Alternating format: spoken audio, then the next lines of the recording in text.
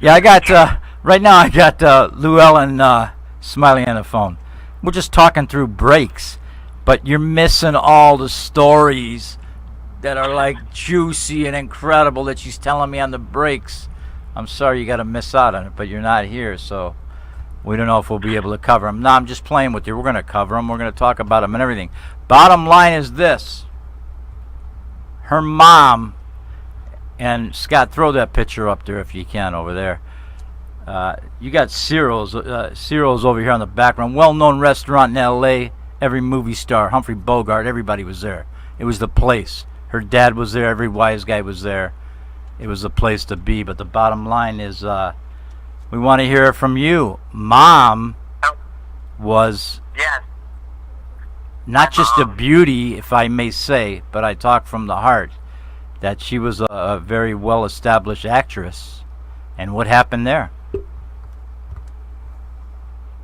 Well, okay, wait. Are you talking to me now? Yeah, I thought I would. Talking to me? Yeah, yeah. Wait. My mother met my father at the Coca Cabana. Right. She was a Powers model, which, John Robert Powers started the fashion industry. And she became a Powers model, was trained very diligently, and then went to the Copa and danced in a couple of different shows. My dad was in the audience. He took one look. They fell in love, right? Of course, man. How could you not? Yeah. Well, as Teddy Lansky said, your mother was more beautiful than a movie star, but her real beauty was inside. She was a saint. That's all I can say. She was Irish Catholic. My father was 100% Russian. So, and he was a gangster, and she could have had anybody in the world. She loved my dad. Always. I don't know. That household must have been what if she got a little hot? I could imagine how crazy it would be over there. It was like living in film noir, really. Right? It was crazy. Another fan, and I like to say fan, viewer, Jill, I see you there, doll. All right. These people come back, man, and I love you guys for doing that, And Jill says this, Luellen, and we're doing the build-up, sweetie, but tell us the good stuff. Jill's always asking, like, Joey, is that a real gun? Yeah, it's a real gun. Now she's got, tell us the good stuff. We're going to get it, Jill. I promise, before this thing's over, we'll get to the good stuff. But this is all good. Her mom was a beautiful actress. You see the picture there. A lot of movies, right? How many movies she do? 13. She was in all of Judy Garland's films. Background, like Mutiny in St. Louis and the Harvey Girls. And she was background. So she was a dancer, and I didn't know. I mean, she never told me anything, nothing. So I found all this out through research. But she was a mom. She made my tuna sandwiches and washed my hair and became, a home mother after she married my dad. She gave up her career. Okay. And she gave up the career for him, and she was doing very well, and she fell in love with your dad. She gave it up. I want to jump along. I want to keep moving. I got questions. Did you ever meet Virginia Hill? No. But there's great stories about her. My father made reference to her, but it was always a reference. And then if I asked him to finish the story, he wouldn't.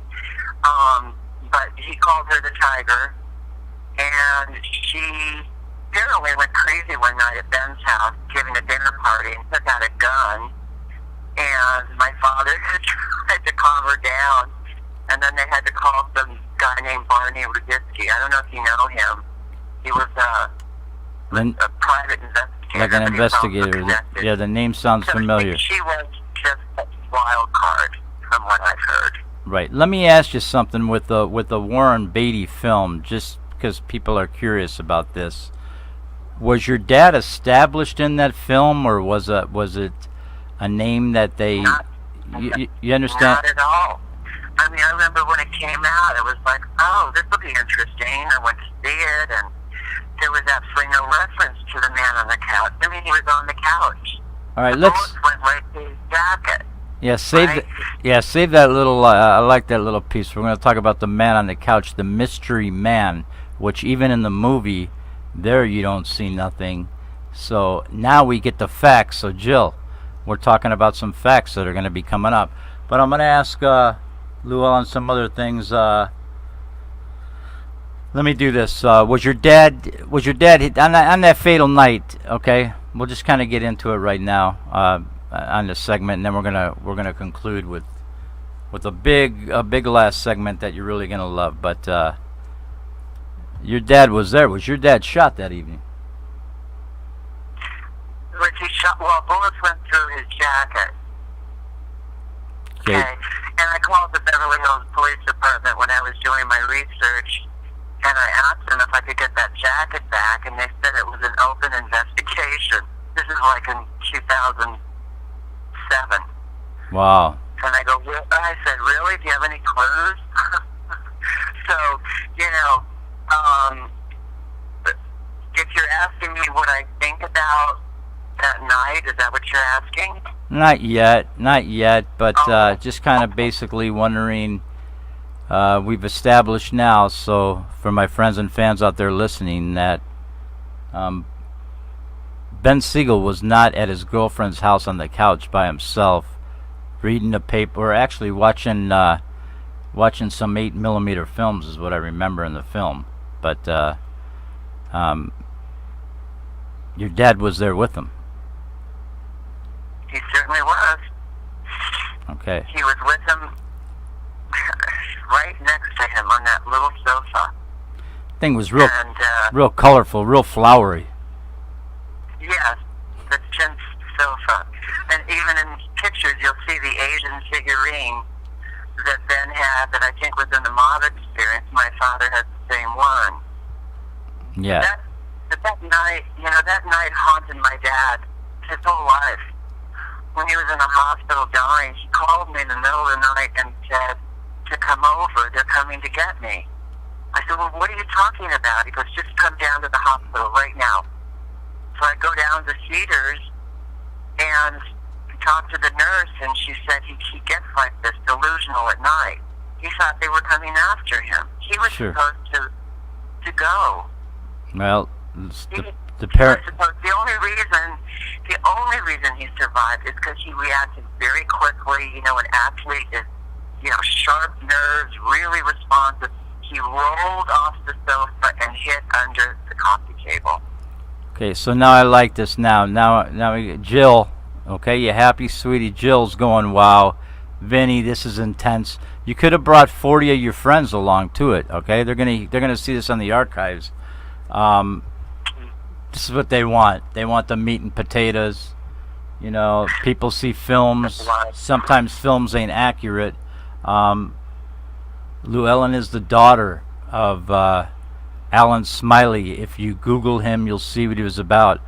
I like to look at it this way when I researched it. He was the gangster that was kind of on the down low. Scotty's throwing pictures up there. A very handsome, good-looking guy. I'm sure he was very charismatic. And the bottom line was, he was on the down low, okay? Now, you said, Dad, he did some time and everything, but he was in and out, correct? Well, he did time. He did about a year and a half at McNeil Island for false claim of citizenship. He lied. The night Ben was murdered, they took him down, they booked him. He was a suspect. And instead of saying that he was, you know, he didn't register as a alien from Canada, he said he was born in New York. Okay, he so did that on several occasions. And so that's what he was booked for, and that's why he went to prison.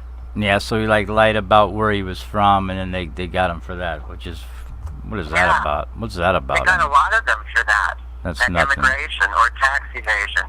Yeah, tax evasion, immigration, whatever. You know, America didn't have a big flag waving when the Italians and the Irish and the Jew came over, right?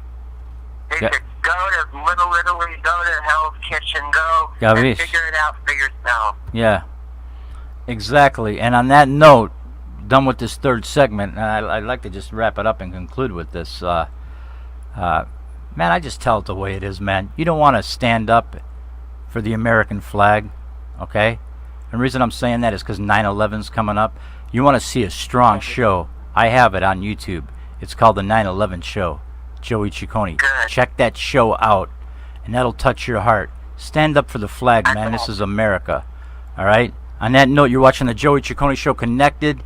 I am with my new great friend that we're going to talk about possibly the mob experience popping up other places. Like to see Mr. Bloom pop in. And we're going to be right back on Connected, World Center of Broadcast Media. I'm here live in Las Vegas. I'll see you in a few.